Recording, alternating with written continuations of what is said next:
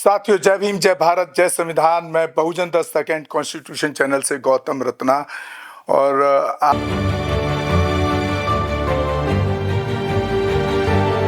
आज मैं आपको बताऊंगा बाबा साहब की आत्मकथा, ऑटोबायोग्राफी, जो बाबा साहब द्वारा लिखी गई। तो हम आपको एक चौथा पार्ट दिखा चुके हैं, एक 4 एपिसोड हम आपको दिखा चुके हैं और 5वें एपिसोड में उनकी जुड़ी हुई जिंदगी से हिस्से आपको बता रहे हैं। अभी देखिए, जब बाबा साहब वहाँ एक चुंगी पर रुके तो वहाँ पर जो अधिकारी था वो हिंदू था और वहाँ पर उन्होंने अपने आप को मुसलमान बताया। उस मुसलमान को साबित करने के लिए कि वो मुसलमान है, वो कैसे यकीन करता नहीं तो बाबा साहब यहाँ देखिए बता रहे हैं, मैंने उनसे उर्दू में बातचीत की जिसे मैं बहुत अच्छी तरह जानता था,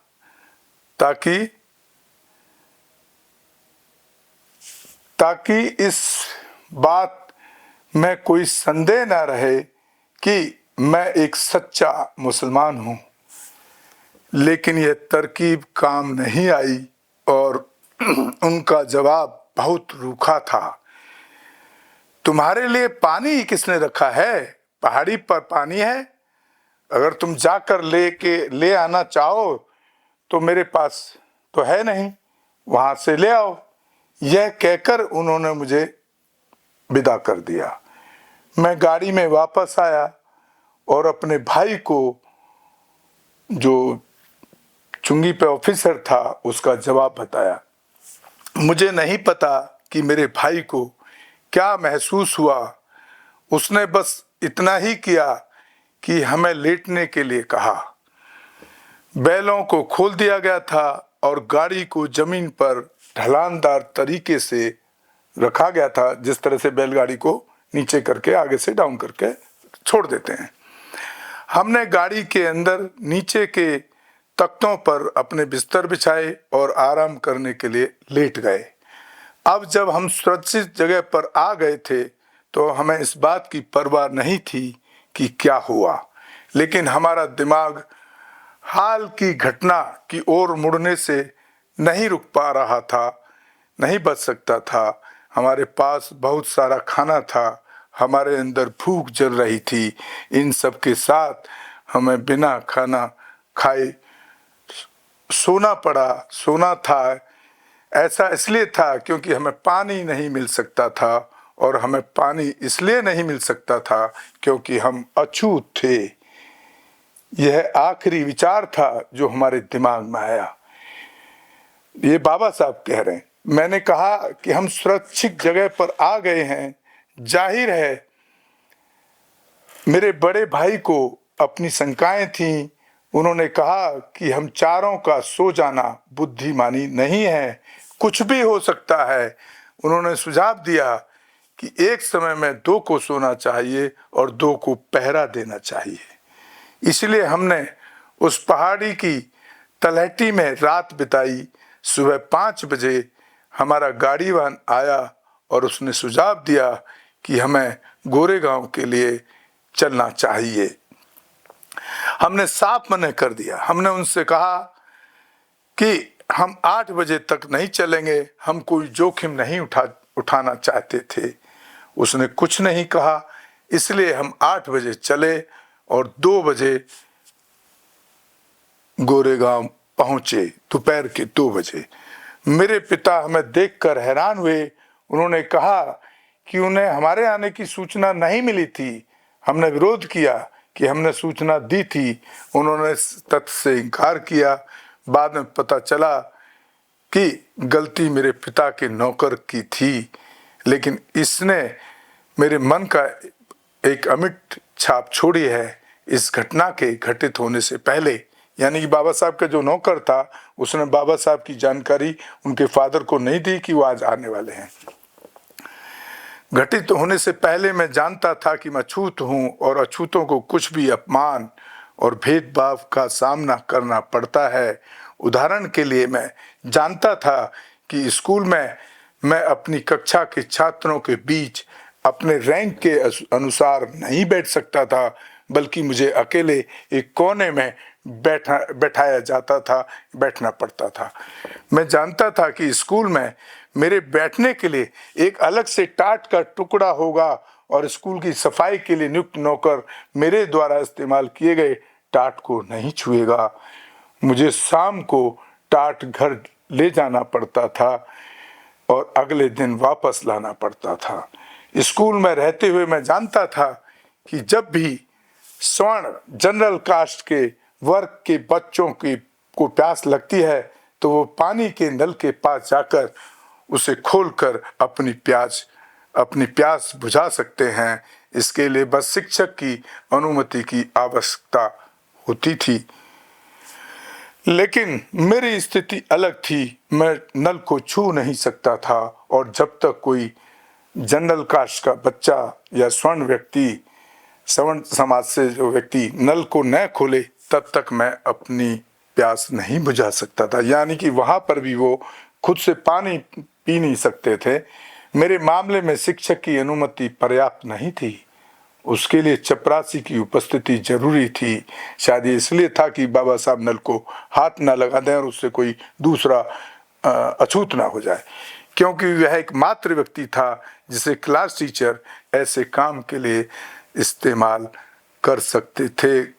अगर चपरासी उपलब्ध न होता तो मुझे जाना पड़ता।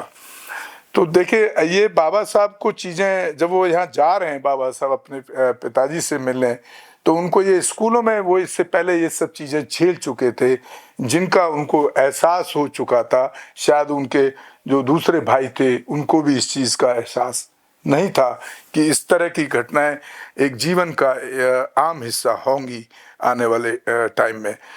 तो आप देख रहे हैं अभी ये हमारा 5वां एपिसोड है।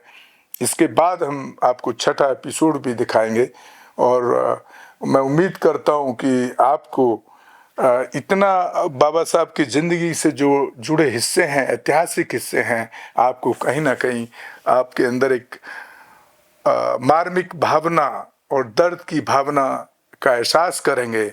और उम्मीद करता हूं कि जब आपको ये दर्द महसूस होगा बाबा साहब की ज़िंदगी का, तो आप भी उनसे कुछ सीख लेकर के, उनसे प्रेरणा लेकर के आप अपने समाज के जो गरीब रह गए हैं या जो उस 75 साल की आज़ादी के बाद भी, संविधान लागू होने के बावजूद भी आज भी वहीं के वहीं खड़े हैं, तो आप भी उनके लिए कुछ करने का, सोचने का काम करेंगे और करने का करेंगे, ऐसा मैं उम्मीद करता हूं। तो उनके और 5वें एपिसोड में उनके जो दूसरी ज़िंदगी के हिस्से हैं उनको हम रखेंगे आपके सामने अगले एपिसोड में। आप लगातार हमारे जितने भी एपिसोड हैं बहुजन Dastak news and constitution channel पर लगातार देखते रहें, ताकि आपको बाबा साहब का इतिहास आपको मालूम पड़ता रहे।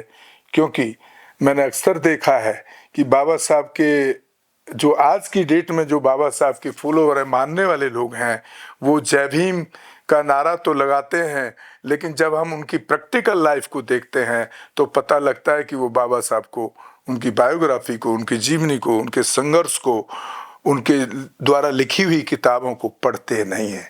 इसलिए हमने ये तय किया कि हम शुरुआत में कम से कम ये बाबा साहब की जो बायोग्राफी है, ऑटोबायोग्राफी, उनके द्वारा लिखित आत्मकथा है, इसको आप तक पहुंचाएं, ताकि आप सुन करके कुछ सीख लें और उस पर काम करना शुरू करें बाबा साहब के हिसाब से, बाबा साहब के तरीके से। तभी आपको कहीं एक समानता का जो सपना है वो साकार हो सकता है। नहीं तो हमेशा आपको ये जो जातिवादी मनुस्मृति के मनुवादी मानसिकता के लोग आपके साथ उत्पीड़न हमेशा करते रहेंगे। अगर उससे निकलना है तो आपको हर हालत में बाबा साहब के जीवन को पढ़ना ही होगा। तो साथियों, इसी के साथ मैं आपसे विदा लेता हूं और आप हमारे दोनों channel Bahujan Dastak news and constitution दोनों को ज़्यादा से ज़्यादा देखें, लोगों तक पहुंचाएं, शेयर करें, सब्सक्राइब करें और हो सके तो एक आर्थिक सहयोग भी करें, क्योंकि जो ये बायोग्राफी मैं आपको पढ़ा रहा हूँ इसके लिए एक स्टूडियो पे एक बड़ा खर्चा करना पड़ता है। और मैं तो पिछले 7 साल से प्रैक्टिकल रूप में कह रहा हूँ, सच्चाई के रूप में, मैं झूठ नहीं बोलता हूँ, बुद्धिज्म को फॉलो करता हूँ, बुद्धिस्ट हूँ। मैंने अपना पूरा लाइफ, अपनी पर्सनल लाइफ को पूरा समाज के लिए समर्पित कर दिया है। मैं पिछले 7 साल से अपने लिए लाइफ, अपनी ज़िंदगी के लिए नहीं जी रहा हूँ, सिर्फ अपने वंचित समाज के लोगों को बदलने का ही मेरा टारगेट मैंने बनाया ज़िंदगी को। उसमें लोग सपोर्ट में आए या ना आए उससे मुझे कोई बड़ा फ़र्क नहीं पड़ता है। मैं इस कारवां को, इस काम को लगातार जारी रखूँगा। तो इसी के साथ आपसे विदा लेता हूँ। जय भीम, जय भारत, जय संविधान, नमो बुद्धाय। धन्यवाद साथियों। हमारे चैनल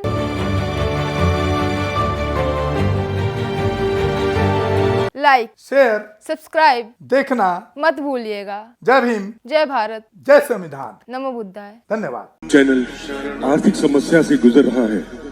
अगर आप बहुजन समाज में बाबा साहेब आम्बेडकर और तथागत बुद्ध की विचारधारा को अधिक से अधिक लोगों तक पहुंचाना चाहते हैं तो हमें आर्थिक सहयोग प्रदान करें, ताकि हम अपने चैनल के माध्यम से देश विदेश में समता, बंधुता, एकता और संवैधानिक अधिकारों को ज्यादा से ज्यादा लोगों तक पहुंचा सकें। आप अपनी सहायता राशि नीचे लिखे खाते में जमा करा सकते हैं।